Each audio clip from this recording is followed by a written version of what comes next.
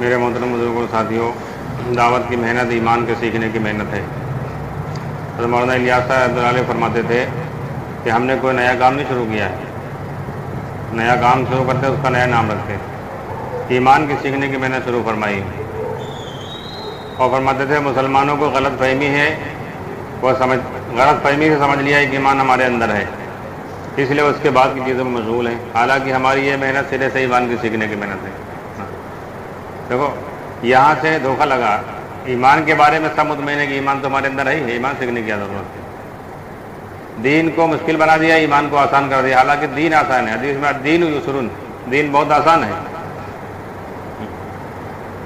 دین میں مسائل ہیں، مسائل آسانی کے لیے ہیں۔ آپ نماز نہیں پڑھ سکتے ہو، کھڑے ہو کر بیٹھ کر پڑھ لو۔ آپ سفر میں ہو، نماز فرض 4 رکعت والے 2 رکعت ہیں، سفر میں ہو، روزہ نہ رکھو اگر دقت ہے، بعد میں گھر میں رکھ لو، آپ اس کی قضا کر لو۔ تو دین میں آسانی ہے۔ کہیں پر اللہ کا احکام ٹوٹ گیا تو اس کی قضا کر لو یا اللہ تعالیٰ سے معافی مانگ لو۔ تو دین آسان ہے، لیکن دین کو مشکل بنا دیا۔ ایمان میں کوئی گنجائش نہیں، اتنا سمجھ لینا۔ دین میں گنجائشیں ہیں لیکن ایمان میں کوئی گنجائش نہیں۔ قرآن کا فیصلہ ہے، قرآن کا فتویٰ، اللہ کی بات ہے، کسی اور کی بات نہیں ہے۔ اللہ تعالیٰ نے ایک ہی ضابطہ بتایا جنت میں جانے کے، جس نے شرک نہیں کیا ہوگا اس کو جنت بھیجیں گے اللہ تعالیٰ، بس۔ منافقین کے بارے میں اللہ تعالیٰ نے اللہ کے نبی صلی اللہ علیہ وسلم فرما دیا، نبی جی آپ 70 مرتبہ بھی ان کے لیے مغفرت کی دعا کریں گے تو ہم ان کو معاف نہیں کریں گے۔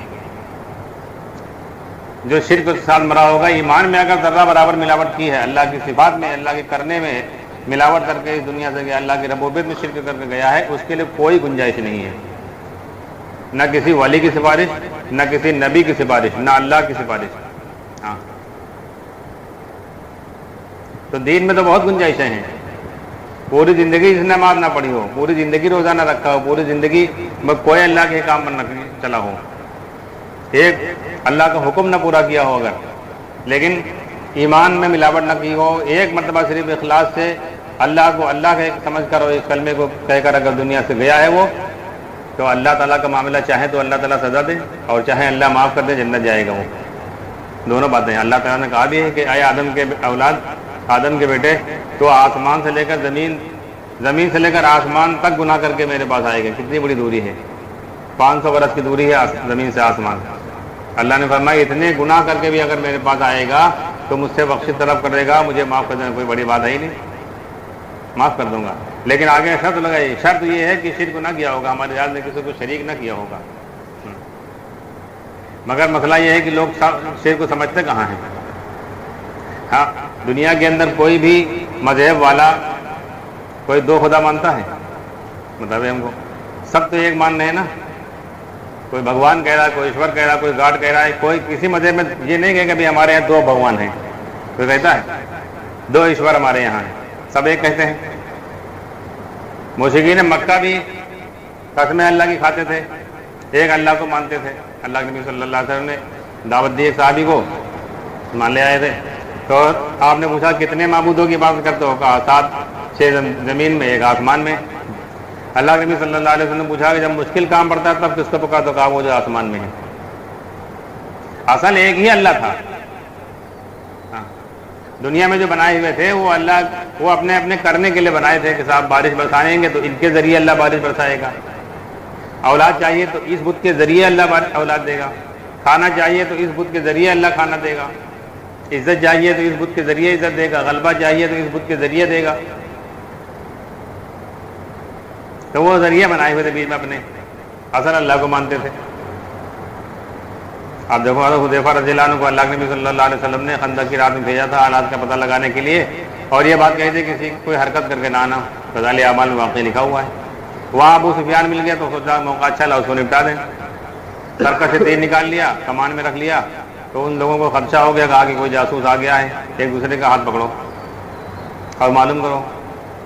تو ایک دوسرے کا ہاتھ پکڑ لیا اور پوچھنے لگے۔ سب سے پہلے حذیفہ رضی اللہ عنہ نے ایک کا ہاتھ پکڑا، کہا تو کون ہے؟ اس نے کیا کہا؟ تو سبحان اللہ، تو مجھے نہیں جانتا ہے۔ مشرک تھا لیکن پہلے اللہ کی پاکی بیان کی ہے۔ سبحان اللہ، تو مجھے نہیں جانتا، میں بھلا ہوں۔ اللہ کو مانتے تھے لیکن اللہ کے کرنے میں شرکت کرتے تھے. اللہ کی صفات میں اللہ کے کرنے میں لوگ شریک کرتے ہیں کہ صاحب اللہ تو کریں گے مگر اس کے بغیر کیسے کر دیں گے. آپ کسی غیر مسلم سے بات کر لو تو ہندو ڈاکٹر کے پاس دکھلانے کے لیے جاؤ, اپنی فیس لے گا, دوا لکھے گا, جانچ لکھے گا, جانچ کے بعد دوا لکھے گا, دوا میڈیکل اسٹور سے لے آپ اس کو دکھلاؤ. آپ اس سے کہو کہ ڈاکٹر صاحب ٹھیک ہو جائیں گے تو کہے گا بھگوان تو ہے نہیں, ہمارا جو کام تو کر دیا, ٹھیک کرنے والا تو بھگوان ہے, ٹھیک کرنے والا تو ایشور ہے, ٹھیک کرنے والا تو اللہ ہے. تو اللہ کے کرنے میں شریک کرتے ہیں کہ آپ اللہ تو کریں گے مگر اس کے بغیر کیسے کر دیں گے. مولانا یوسف رحمۃ اللہ علیہ یہی باتیں کرتے تھے. فرماتے تھے کہ کافر کا جو بت ہے وہ مندر میں رکھا, مسلمان کا بت اس کے دل میں ہے. فرق اتنا ہے کہ وہ اپنے بت کی پوجا کر رہا ہے, مسلمان اپنے بت کی پوجا نہیں کرتا ہے. بس کافر جو ہے بہت بڑے درخت کو دیکھے گا تو وہ اس کی پوجا کرنے لگے گا. آپ اس سے کہو کہ کرنے والا تو اللہ ہے, آپ اس کی پوجا کیوں کرتے ہو, تو کہتا ہے اس کے ذریعے وہ کرے گا اس لیے اس کی پوجا کر رہے ہیں. اور مسلمان سے کہو تو مسلمان پوجا تو نہیں کرے گا مگر مسلمان بھی کہے گا صاحب پیڑ دیں گے تو پھل کہاں سے آئیں گے, اللہ تو کرتے ہیں مگر پیڑ کے بغیر کیسے پھل دے دیں گے اللہ. تو اللہ کے کرنے ملایا کہ نہیں ملایا, اس نے پوجا کہ آپ نے پوجا نہیں, کتنا فرق ہے. ہندو سورج کو دیکھ کر سورج کی پوجا کرنے والے سورج کو پوجا کرتے ہیں, آپ ان سے کہو سورج کی پوجا کیوں کرتے ہو, کرنے والا تو اللہ, تو کہتے ہیں ہم بھی کہتے ہیں کرنے والا اللہ ہے مگر اس کے ذریعے کرتا ہے اس لیے پوجا کرتے ہیں, اس کی وہ روشنی اس کے ذریعے دے رہا ہے اس لیے پوجا کر رہے ہیں. اس شکل میں بھگوان آیا ہے, بھگوان نے اپنا اثر اس میں ڈالا ہے. اور مسلمان سے کہو تو مسلمان بھی کہتا ہے کرنے والا تو اللہ مگر سورج کے بغیر کیسے روشنی دے دے گا, حالانکہ جنت میں سورج ہوگا. تو جتنے واسطے سے دنیا میں جو چیزیں ہو رہی نا اس کو اصل سمجھ لیتا کہ آدمی اس کے بغیر اللہ کیسے کر دے گا, حالانکہ اللہ جو کچھ کرتا ہے وہ اپنی قدرت سے کرتا ہے, ان چیزوں سے کچھ نہیں کرتا ہے. پیڑ میں نہیں پھل بن رہے ہیں یہ بھی سمجھ لینا, لکڑی کے پیڑ سے آم کیسے بن جائے گا, آپ اندر اندازہ لگا لو. لکڑی کے پیڑ سے سیب کیسے بن جائے گا, لکڑی کے پیڑ سے لکڑی کی چیز بن سکتی ہے, یہ تو سمجھ میں آنے والی بات ہے. اور سورج کی روشنی اپنی ذاتی تھوڑے ہے, اللہ کے خزانے سے لے رہا تو دے رہا ہے. اور مٹی کے اندر چاول اور گیہوں کیسے بن سکتا ہے, مٹی کی چیز, زمین سے مٹی کے برتن بننا ہے تو سمجھ میں آنے والی بات ہے. اللہ کے خزانے سے آ رہے ہیں, اللہ کی قدرت سے آپ بن رہے ہیں. ایک ایک جو کا دانہ, ایک ایک چاول, ایک ایک گیہوں اللہ کی قدرت سے بن رہا ہے. یہ ہمیں آپ کو نظر آ رہا ہے, اس میں نہیں بن رہا ہے, اللہ کی قدرت سے بن رہا ہے. دکھلائی دے رہا ہے یہاں. جیسے مثال کے طور پر ابھی آپ دودھ لینے کے لیے جاؤ, ایک پیکٹ پراگ کا دکاندار سے کہو کہ دودھ دے تو پیکٹ کے اندر دے گا, آپ لے آؤ گے تو وہ دودھ پیکٹ کے اندر بنا ہے یا کمپنی نے بنا کر اس میں رکھا ہے. کمپنی جو بھینس کا دودھ خریدتی ہے وہ کمپنی اس میں رکھتی ہے نہیں, کمپنی والے پیکنگ کرتے ہیں مشین دوارا, تو دودھ پیکٹ کے اندر تو بنا نہیں ہے. اتنی تو سمجھ میں بات آ رہی ہے. اگر اس آدھا لیٹر کا پیکٹ لائے ہو اور آدھا لیٹر میں اس میں کم ہو, 100 گرام کم ہے, 200 گرام کم ہے, 300 گرام ہے, تو آپ یہ نہیں پیکٹ کو نہیں 200 گے, پیکٹ کا انجیکشن نہیں لگاؤ گے کہ اس میں دودھ کم آئے, انجیکشن لگاتے پڑ جائے گا. نہ دکاندار کے پاس جا کر کہو کہ صاحب اس میں دودھ کم بھرا, دوسرا دو ہم کو, کیونکہ آپ جانتے ہو کہ جہاں سے آیا وہیں سے کم آیا ہے, اس لیے وہیں سے گڑبڑی ہو گئی. تو یہاں تو سمجھ میں آ رہی ہے کہ پیکٹ کے اندر نہیں بنا ہے. آپ ڈبے میں کوئی چیز لاؤ گے تو ڈبے کے اندر وہ چیز بنی نہیں, کمپنی نے بنا کر اس میں رکھ کر بھیجا ہے, مگر اس کو پیکنگ کرتے ہوئے اور بنتے ہوئے بھرتے ہوئے آپ نے دیکھا نہیں ہے. لیکن یقین ہے کہ کمپنی میں بن رہی, فیکٹری کہیں لگی ہوگی اس کی. ایسے ہر چیز اللہ کی قدرت سے بن رہی ہے, جہاں دکھلائی دے رہی وہاں نہیں بن رہی ہے. جیسے کمپنی میں جو بن رہے ہم کو دکھلائی نہیں دے رہی, دودھ میں دودھ جہاں پیکنگ کیا جا رہا ہے وہاں دکھلائی نہیں دے رہا ہے, ایسے اللہ کے غیبی نظام ہم کو دکھلائی نہیں دے رہا. اللہ کی قدرت سے ساری چیزیں بن رہی ہیں, دکھلائی دے رہے ہیں میرا آپ کو کہ صاحب پیڑ کے اوپر پھل آ گئے, بادل آئے تو بارش. سائنس والے سمجھاتے ہیں کہ صاحب سمندر سے مانسون بنے گا اور بھاپ بڑھ کر اڑے گا تب جا کے بارش ہوگی. اگر سمندر سے بھاپ بن کر اڑتی نا تو اب تک سمندر کے پانی تو کم ہونا چاہیے, کتنی بارش ہوتی ہے, ختم ہو جانا چاہیے, کب سے دنیا قائم ہے, کم بھی نہیں ہوا اس میں. تو کسی میں چیز میں سے کوئی چیز نکالی جائے کم ہوتی ہے. یہ ٹنکی بنی ہوئی 2-3 ہزار لیٹر کی اور پانی اس میں نکل رہا ہے, روزانہ بھرا جاتا, کم پڑتا ہے کہ نہیں پڑتا ہے. جو خالی چند لوگ وضو کرتے ہیں اور بارش کا پانی ساری دنیا میں برس رہا ہے. ایسے ایسے علاقے ہیں وہاں مہینے برستا ہے اور ایسے ایسے علاقے 24 گھنٹے برستا ہے. تو سمندر کا پانی تو ختم ہو جانا چاہیے اب تک اگر سمندر سے نکل رہا ہے. اللہ کے خزانے سے آ رہا ہے، سمندر سے نہیں بن رہا ہے، لیکن ایمان سیکھا نہیں، قرآن حدیث کو سمجھا نہیں، دنیا والوں نے جو سمجھا دے اس پر یقین کیا بیٹھے ہیں۔ اس لیے مولانا یوسف صاحب فرماتے تھے آنکھوں کے دیکھنے کے راستے جو یقین بننا ہے اس کا نام ایمان تھوڑے ہے، اس کا نام تو شرک ہے۔ قرآن حدیث سن کر اللہ اس کے رسول کے بعد سن کر جو یقین بنے گا اس کا نام ایمان ہے۔ اللہ قرآن میں کیا کہہ رہے ہیں، اللہ کے نبی صلی اللہ علیہ وسلم حدیث میں کیا بتلا رہے ہیں، آپ دیکھو پڑھو، بیماری کہاں سے آ رہی ہے، غلہ کہاں سے آ رہا ہے، پھل کہاں سے آ رہے ہیں، دودھ کہاں سے آ رہا ہے، بارش کہاں سے رہے، قرآن بتلا رہا ہے، حدیث بتلا رہی ہے۔ ایک ایک بارش کے بوند پر فرشتہ لگا ہوا ہے، ایک ایک دودھ کے بوند پر فرشتہ لگا ہوا ہے، ایک ایک چاول گیہوں اناج کے دانے پر فرشتہ لگا ہوا ہے، ایک ایک پھل پر فرشتہ لگا ہوا ہے، وہ اللہ کے خزانے سے لا رہا ہے، حدیث بتلا رہی ہے۔ بیماری اللہ کے خزانے، بیماری اللہ بھیج رہے ہیں، حدیث بتلا رہی ہے۔ لیکن ہم ڈاکٹر نے بتلا دیا کہ صاحب موسم بدلا تو بخار آ گیا تو ہم ڈاکٹر کی بات پر یقین کر لیتے ہیں، ہوا چلی تو بخار آ گیا تو ڈاکٹر کی بات پر یقین کر لیں، اللہ کے رسول کی بات پر یقین نہیں کیا۔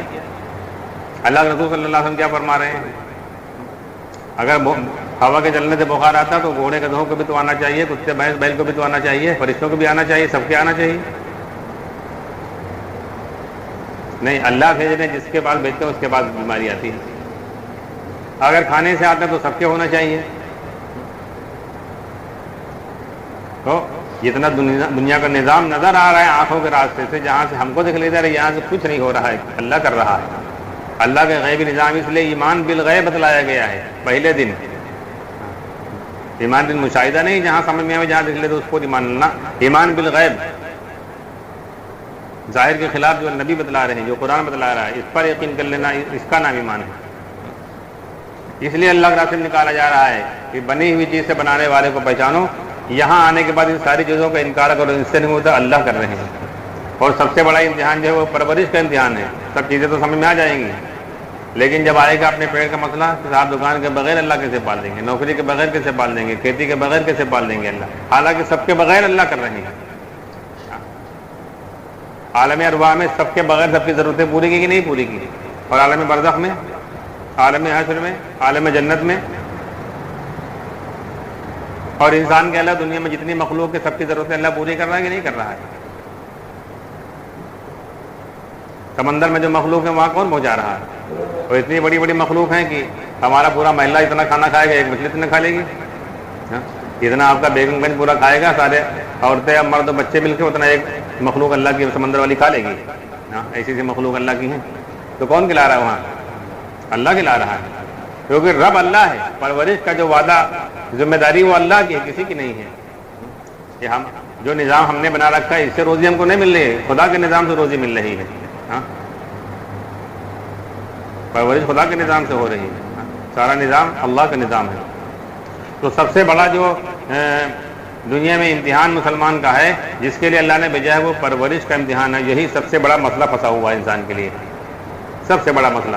بچہ پیدا ہوتا ہے، سب سے پہلے ماں باپ کو یہ فکر ہوتی ہے کہ اس کی پرورش کا نظام کیسے ہوگا، حالانکہ اللہ کہہ رہے ہیں بچہ پیدا ہو، اللہ کے نبی صلی اللہ علیہ وسلم فرما رہے ہیں جس بچہ پیدا ہو سب سے پہلے اس کو لا الہ الا اللہ سکھلاؤ،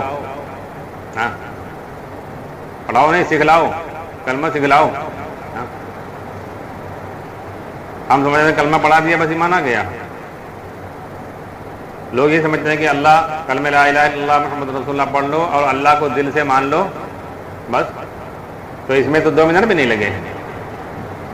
اور اللہ کے نبی صلی اللہ علیہ وسلم کی روایت میں کہ 13 سال مکے میں لگا ایمان سکھلانے میں، اور موسیٰ علیہ السلام کو 25 سال لگے، نبیوں کو 25 سال لگ رہے ہیں، اور ہم کو 2 منٹ میں آ جائے گا ایمان۔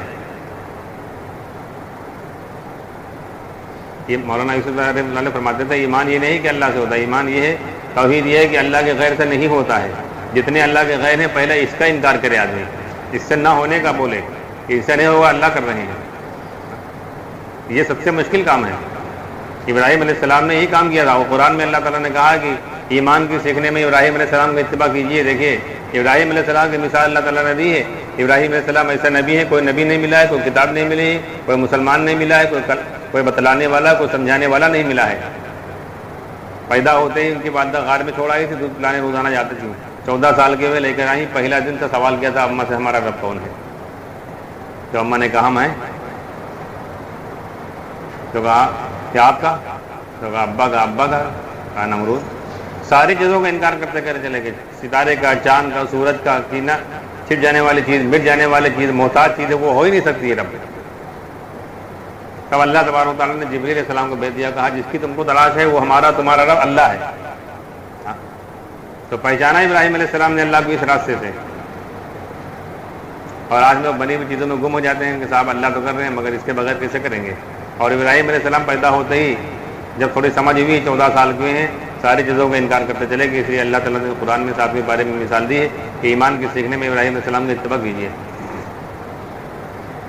تو یہ محنت ہے اللہ کے راستے میں اس لیے نکالا جا رہا ہے، ایمان سیکھنے کی محنت ہے۔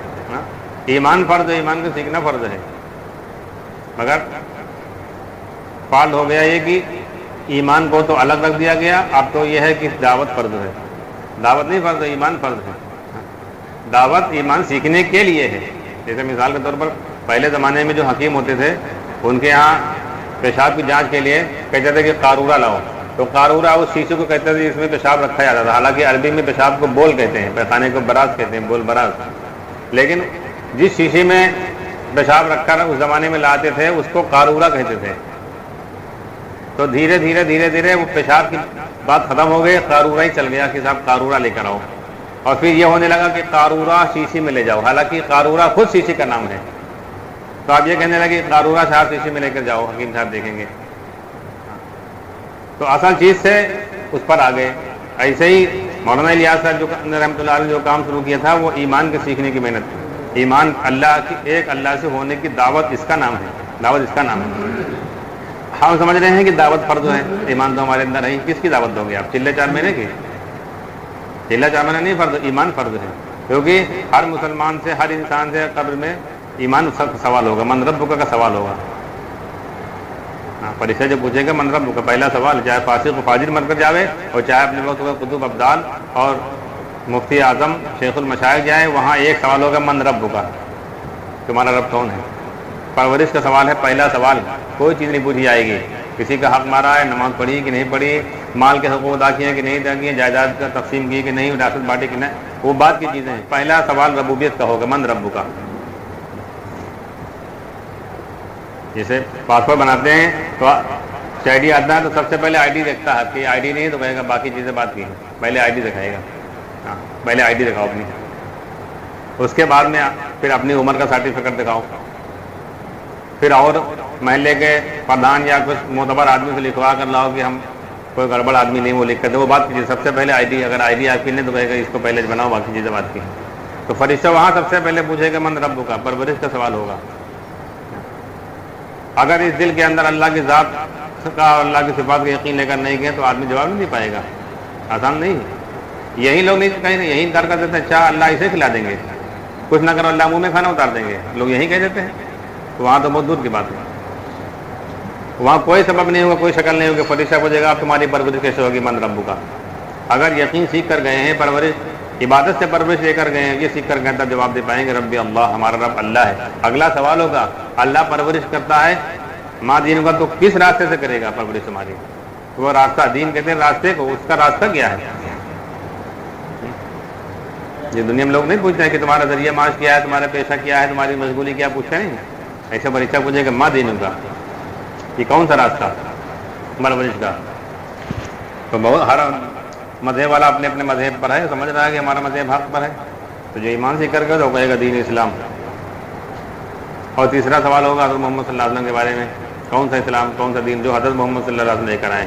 تینوں سوال پرورش کے ہیں، اس لیے اس کی محنت ہے، یہ اللہ کے راستے میں اس لیے نکالا جا رہا ہے، اس یقین ایمان کو سیکھنا ہے اور اس کی دعوت دینی ہے، چاہے 4 مہینے ہوں چاہے چلے ہوں۔ اور اگر یہ یقین ایمان نہ بنا تو چلہ 4 مہینے ہمارے کوئی سود مند نہیں ہوں گے۔ اصل چیز ایمان کا سیکھنا ہے، اصل چیز اپنے دل کے اندر سے اللہ کے غیر کا تاثر نکالنا ہے، اپنے یقین کی تبدیلی ہے، وہ مقصود ہے۔ اس لیے مولانا الیاس صاحب کے زمانے میں، مولانا صاحب کے زمانے میں جب جماعتیں آتی تھے نا تو صرف ایک جملہ پوچھتے تھے بس، مولانا یوسف صاحب نے صرف ایک بات پوچھا تھا کہ اب کیا دل چاہ رہا ہے۔ جو لوگ کہتے تھے کہ دل چاہ رہا گھر چلے آئیں، چلہ پورا ہو، فرماتے تھے چلہ اور لگاؤ، کیونکہ جس کی چاہت ختم کرنے کے لیے بھیجا گیا تھا اس کی چاہت آپ کے اندر سے ختم نہیں ہوئی۔ اور جو لوگ فرماتے تھے کہ اب دل چاہتا ہے کہ ہم تبلیغ میں زندگی لگا لیں، فرماتے تھے کہ گھر جاؤ، جب اس ایمان یقین میں کمی آئے گی تو پھر آ جانا۔ تو اس لیے محنت ہے، اللہ تبارک و تعالیٰ نے اس زمانے کے اندر اپنے فضل و کرم سے ایک محنت عطا فرمائی، ایک کام عطا فرمائے اپنے یقینوں کو بدلنے کے لیے۔ اگر صحیح اصولوں کی آپ پابندی کے ساتھ وقت لگائیں گے تو تربیت بھی ہوگی، ترقی بھی ہوگی۔ 3 دن اگر آدمی صحیح ترتیب سے اصولوں کی پابندی کے ساتھ لگا لے تو 3 دن میں اس کی زندگی پلٹا کھا جاتی ہے۔ 3 دن میں آدمی اس راستے پر پڑ جاوے گا جس راستے پر اس کی دنیا آخرت دونوں بن جاوے گی۔ تو اس لیے اللہ کے راستے میں اس لیے نکالا جا رہا ہے۔ اور وہ باتیں وہ اصول جو مولانا الیاس صاحب، مولانا یوسف صاحب رحمۃ اللہ علیہ نے کام کے لیے بتائے تھے، مولانا یوسف رحمۃ اللہ علیہ جماعت میں جانے والوں کو ہدایتیں دیتے تھے، 4 گھنٹے سمجھاتے تھے پورا کام کیسے کرنا ہے، کیا کرنا ہے۔ اور جن لوگوں میں تبلیغ حضرت کے بیان سے سمجھ میں نہیں آتی تھی، روانگی کی بات سمجھ میں آ جاتی تھی، اور فرماتے تھے ایک بڑے عالم سن رہے تھے مولانا یوسف صاحب کا بیان تو سمجھ میں بات نہیں ہے ان کیا، کہنے لگے کیا چاہتے ہیں یہ، اور جب روانگی کی بات سنی تو کہا کہ جو انہوں نے بتایا ہے اگر 10% بھی عمل کر لیں گے تو یہ ولی بن کر لوٹیں گے۔